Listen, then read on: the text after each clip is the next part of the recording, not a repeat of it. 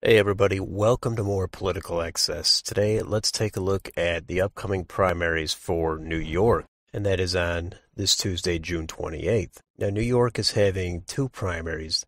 The one this Tuesday will be for the statewide races and the state assembly. The second primary will be August 23rd, and that'll be for the state senate and, more importantly, the U.S. House.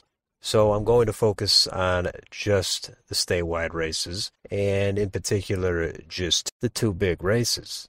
First, for governor. For the Democrats, incumbent Kathy Hochul, she's running for the nomination. She assumed the office when former Governor Andrew Cuomo resigned last year. She is facing a primary with her two main competitors being Tom Suozzi, Long Island congressman, and Jumaane Williams, the New York City public advocate. So it seems like she has a challenge from her left in Williams and a challenge from her right in Suozzi.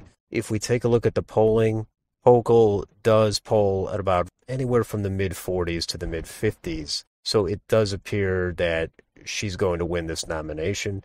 And if we take a look at Predicted, it does show that there's basically a certainty that she'll have that nomination.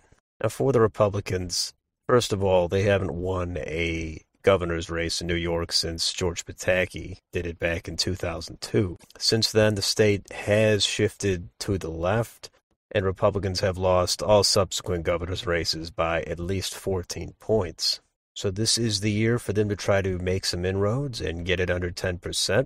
And for their candidates, it's mostly between Lee Zeldin, another congressman from Long Island, and Andrew Giuliani, the son of former mayor of New York City, Rudy Giuliani. The polling does show Lee Zeldin with a lead, but it's not overwhelming. So if we take a look at the markets, Lee Zeldin is over 90%. So that is very high, and I would expect him to carry it. I'm not sure exactly why it's that high when the polling does not appear to suggest that, but the people putting their money in this race, they probably know a little bit more about it than I do. So the likely matchup then will be Hochul versus Zeldin, and I would rate it as safe Democratic at this point. I think the Republicans could get it under 10. It could be kind of a under-the-radar race where New Yorkers might be ready for a change. And given the favorable environment for the Republicans, it's possible they get it close. I would still think they would lose even if they have a great night. But there is a lot of time between now and Election Day. Who knows what could come up? It's not impossible that they win it. It's just very unlikely. The better bet would be that they get it under 10 points and make a dent in their margins from prior elections.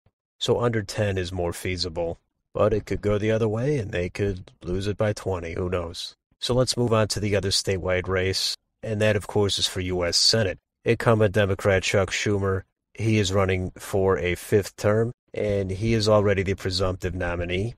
He did not actually really face a primary challenger, as some might have thought a year or two ago. And for the Republicans, they also have their presumptive nominee already chosen, and that is Joe Pinion. So there's not really a lot to say about this race. It would be nice if there was something unexpected or exciting to talk about, but this appears to be an extremely safe seat for the Democrats. Last cycle, Chuck Schumer won by over 40 points. And that is a monster margin, even in a blue state like New York. So I would be surprised if Joe Pinion can cut it down to under a 25-point loss. There is no chance he's going to win this. There is no chance he's going to get close. The Republicans are much better suited to put effort into the governor's race if they want to try to win a statewide race in New York. That one, at least they have a slim chance, maybe even a low chance to win. In the Senate, there is no chance. So that is a look at the two big statewide races in New York. Feel free to check out the other ones if you'd like for Attorney General or Lieutenant Governor or Comptroller, or even the State Assembly primaries. In the U.S. House primaries, I will have those before August 23rd. So let me know what you think of any of these races. Is it possible the Republicans could get close for governor, or are they definitely not going to get close? Let me know in the comments down below. If you enjoy this content, please like, share, subscribe, hit the bell for notifications. Thanks for watching, and I'll see you on the next video.